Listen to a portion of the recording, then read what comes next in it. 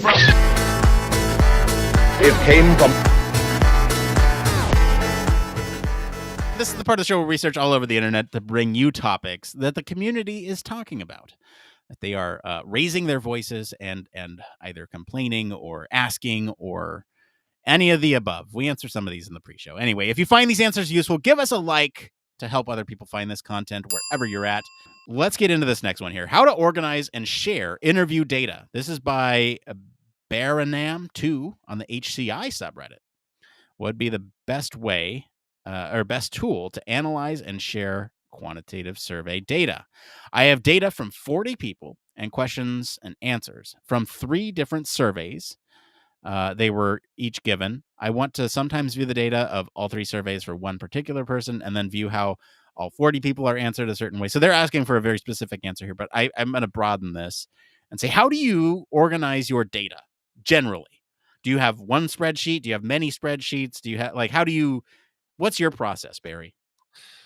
Well, I'm going to coin the phrase of, well, it depends, doesn't it? In the grand scheme of things, I think Excel is, certainly for sharing data, is my go-to tool. I know that there's very, much more sophisticated tools out there. But when you can play with the data, generally, one core sheet, I say one core sheet with all your main data on it, and then use other sheets to then slice and dice the data. And certainly being able to then have different sheets with your different charts on. So try and cluster the similar charts together, but have your filters on the charts. So then you can really look at that and play with it. The more prep you can do in the background and the more you can structure the questions so you can analyze them easier later on, the more effort you put in up front, the better the outcome is. So, I mean, obviously from this question specifically, they've already done the data questionnaire, but the more prep you can put in beforehand will just give you massive outcomes. And the beauty of a good pivot table and a good pivot chart, it will work no end of wonders with it, because it just allows you to go into so much depth, I think. What about you? What's your go-to tool of choice when you're doing this type of thing? You mentioned it depends. I'm doubling down on merch tonight, so I have my It Depends shirt under my Human Factors cast sweater.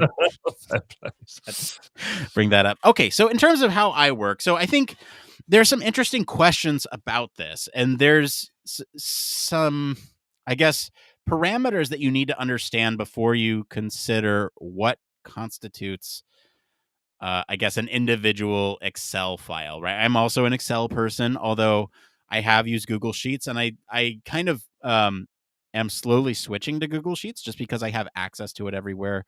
It's a little bit easier to navigate mobilely.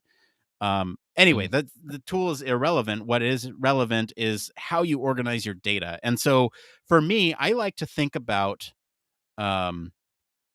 sort of a file, if you will, per task thread. Mm-hmm. So let's say I want overall metrics of all the things I've ever worked on.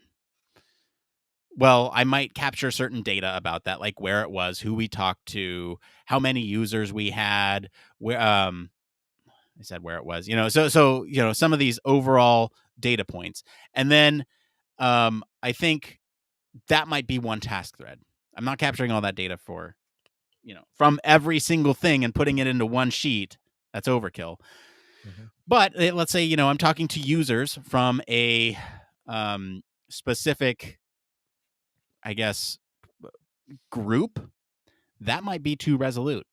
I think what I would do is kind of combine, let's say I'm doing a research thread of like figuring out what the best user interface for something would be.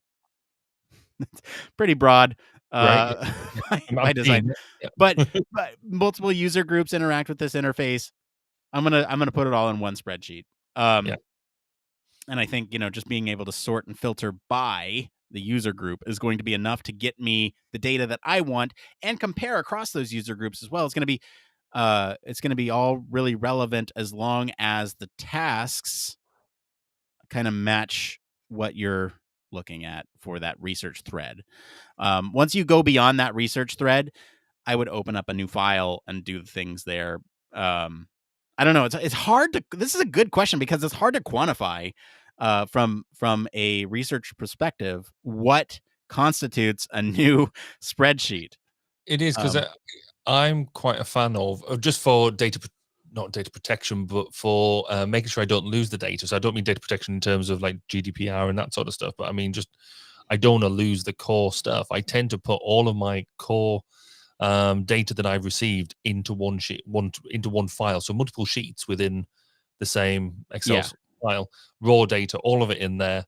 Then save that, make a copy, and then start doing the analysis on the copy. Yes. And that I might start, stripping out. I might then sort the data into threads. It might be might be a single interface, or it might be a single scenario, or it might be whatever it is. Strip out the data that way.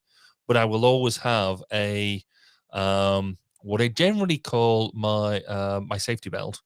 It's all gone wrong. I've got a couple of copies of the actual raw data. I can start from scratch again, because invariably you will end up putting some sort of really funky